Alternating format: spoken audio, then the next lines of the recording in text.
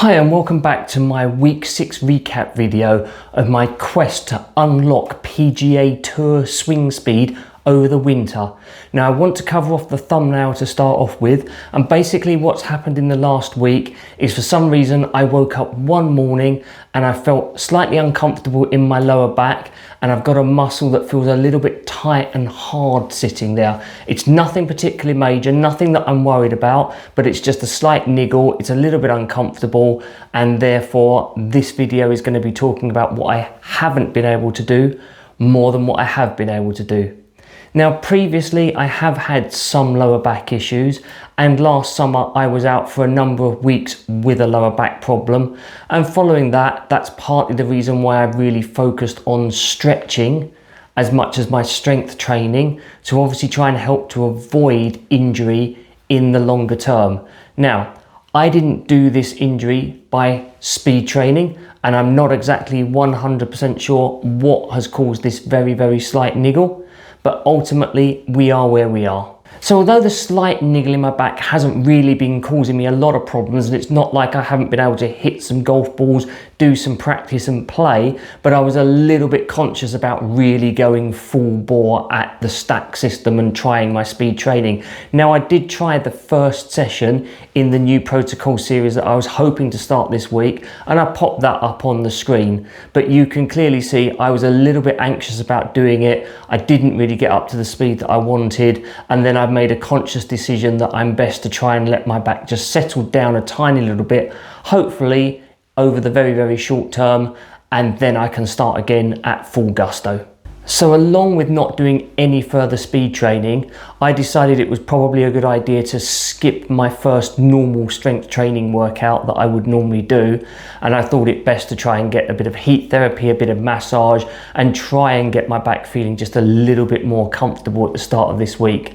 That seemed to work quite well, and obviously I've then done a strength training session this week, and although I did limit the amount of work I did on my lower back, and any work I did do I reduced the resistance and weights on, the rest of the workout went reasonably well. I don't feel like it particularly aggravated the back, and I don't think it's anything major. It's just a little bit inconvenient.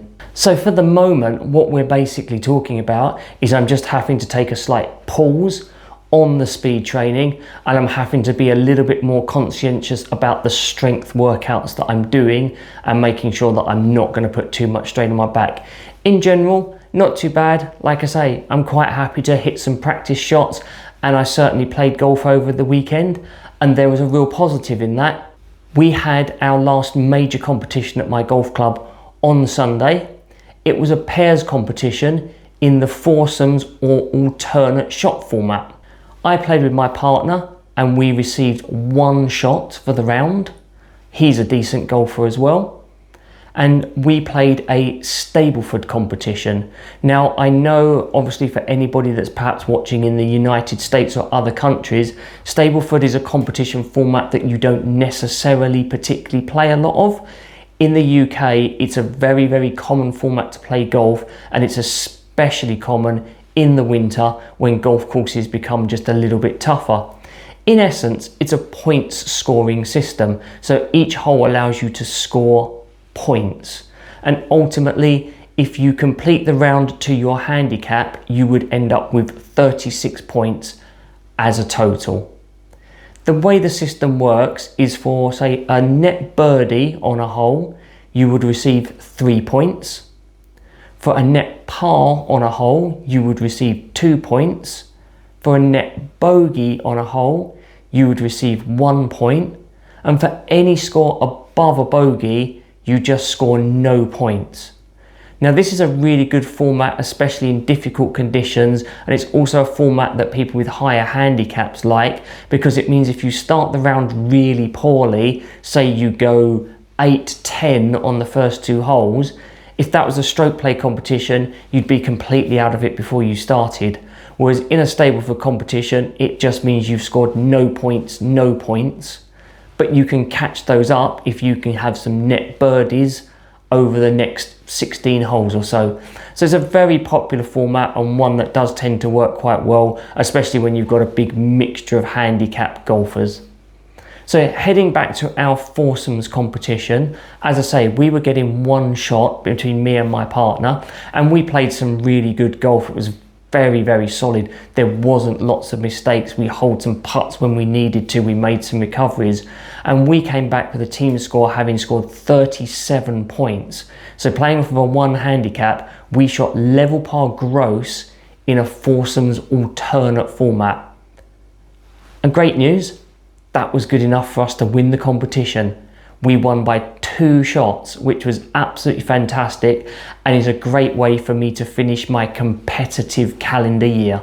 I was hoping within this video to also provide you with another technical tip that I think could help people gain a little bit of speed on top of the tips about tee height from the other week. So check that video out if you haven't already.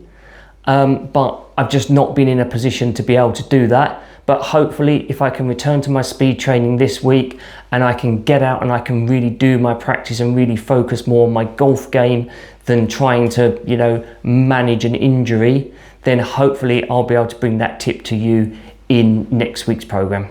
So as it stands this week, I will leave you with a simple tip, and it's purely based on my experience from this week. And that is quite simply, no matter what the circumstances are, you should always listen to your body. If your body's telling you to rest, then it's probably best that you do rest. If your body's saying push on, then I would make the most of that and push on. And if something doesn't feel quite right, you should always take your body's advice, and if you feel you need to contact a healthcare professional, then certainly you shouldn't be afraid to do that as well, if nothing else, just to give you peace of mind.